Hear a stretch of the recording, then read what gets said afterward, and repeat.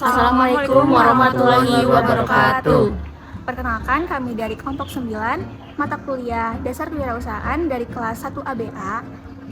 Kami akan memperkenalkan diri kita. Halo, perkenalkan nama saya Rachel Magdalena Melani Bonsapia dengan NIM 245254028. Tugas saya di kelompok 9 adalah bagian logistik dan reseller produk cilok. Halo, nama saya Seftia Geometa Venevianti dengan NIM 245254030. Tugas saya di kelompok 9 yaitu sebagai bendahara dan menyusun laporan keuangan. Halo, nama saya Muhammad Habibidal Gifari dengan NIM 245254020. Saya bertugas sebagai pemproduksi makanan. Halo, perkenalkan, nama saya Puput Amelia dengan NIM 245254027. Tugas saya di kelompok 9 yaitu sebagai reseller kue sus dan juga sebagai pembuat poster. Untuk persiapan minggu pertama kami, saya mensurvei tempat di Pemkot dengan harga sewa itu 5.000. Selanjutnya saya mensurvei tempat di Tegalega dan mendapat informasi bahwa harga menyewa tempatnya itu setiap hari Minggu kisaran 50.000. Selanjutnya saya survei di Taman Lansia dekat Gasibu. Info dari penjual di sana, harga sewa per minggunya itu sekitar 5.000, tapi untuk minggu selanjutnya itu katanya ada yang 50.000.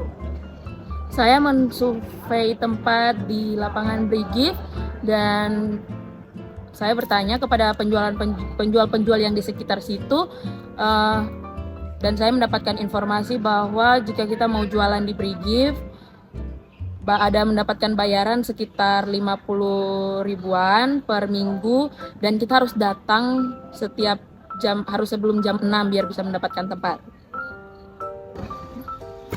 Untuk proses pelaksanaan pada minggu ke-1, kami berjualan di Taman Lansia. Kelompok kami datang pukul 6:30 dan membuka stand. Lalu jadi ada 2 orang yang menjaga stand dan kita juga berjualan secara asongan.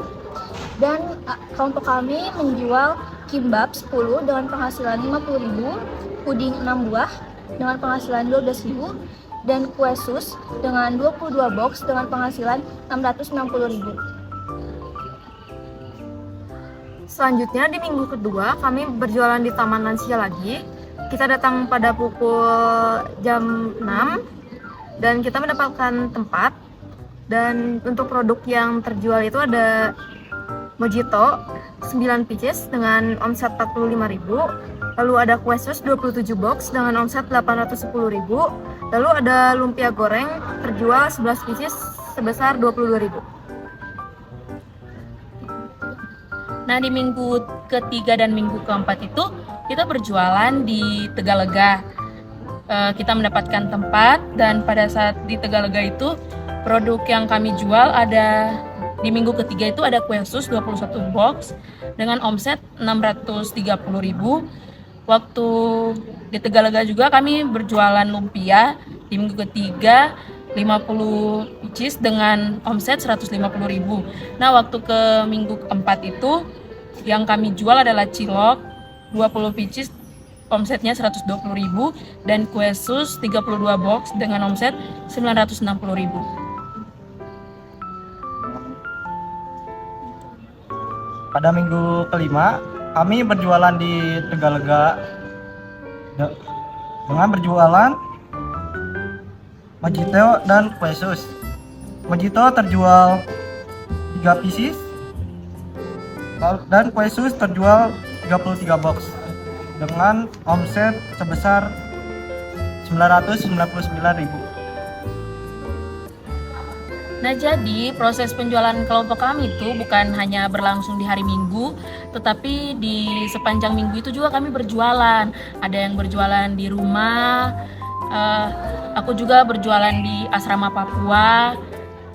Lalu untuk penjualan Mojito itu membeli bahan-bahannya di Borma lalu dijual kembali dan membuatnya itu pas saat proses kita sampai di sana, tidak dibuat dari rumah karena takut esnya mencair.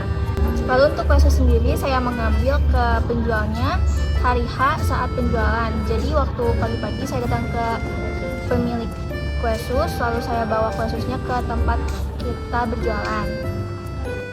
Kalau untuk penjualan lumpia sosis telur itu aku membeli bahannya di Borma, lalu udah dibuat dulu waktu di rumah, diolah dulu bahannya, lalu digoreng pada saat kita berjualan di Tegalega maupun di Taman Lansia. Nah kalau cilok itu reseller, ngambil dari teteh, lalu dijual di Taman Lansia maupun di Tegalega. Untuk gimbap dan puding, saya membuatnya dari rumah, kemudian dijual di stand kami. Selanjutnya ada evaluasi per minggunya. Pada minggu ke-1, kami menyadari bahwa harga sewa lapak di Taman Lansia itu cukup mahal, yaitu 50.000 dari pukul 6 sampai jam 12 gitu. Terus kami juga menyadari kalau misalkan pada waktu minggu ke-1 itu kelompok kami masih malu-malu untuk berjualan. Di situ kami langsung berdiskusi bagaimana caranya untuk mencapai target, sehingga pada minggu ke-1 kami berjualan secara berkeliling juga. Lalu selanjutnya ada di minggu kedua. Minggu kedua kami tetap di Taman Lansia, tapi kita memilih tempat yang sedikit ujung.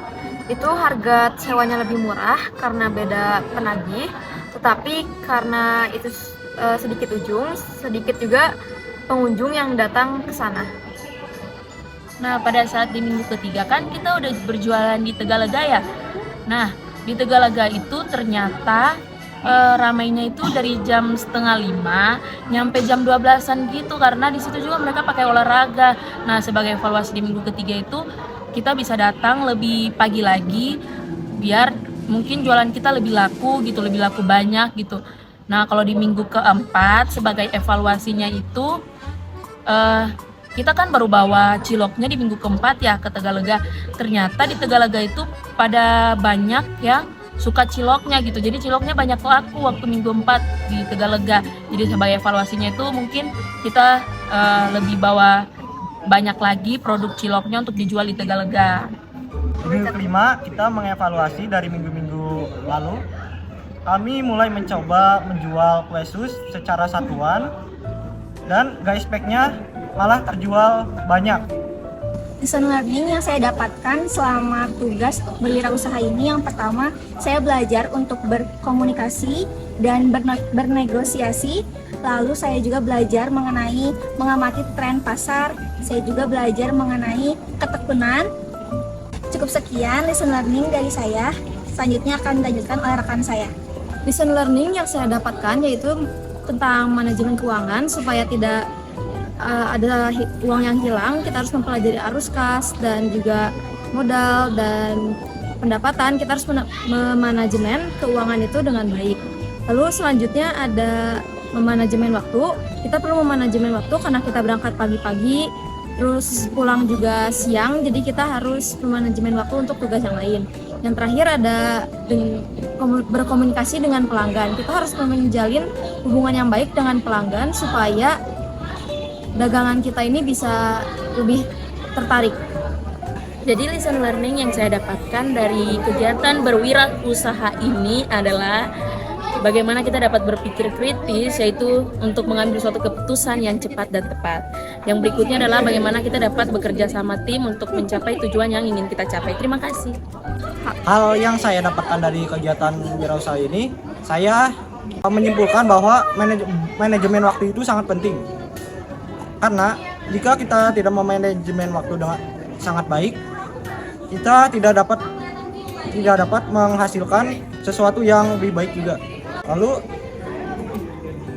menciptakan hal-hal yang baru.